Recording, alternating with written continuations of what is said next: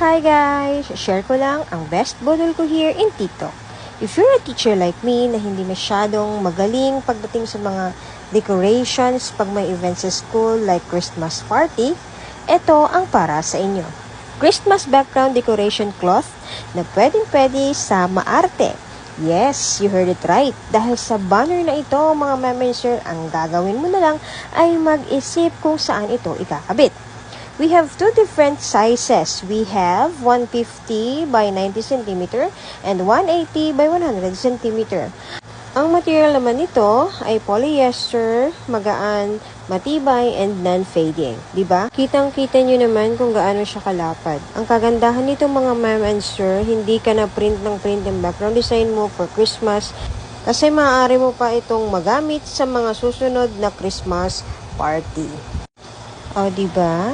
With high-resolution digital print with eye-catching details and colors. O, kaya ano pa inaantay ninyo? Malapit na ang Christmas party, magpabudol na rin kayo.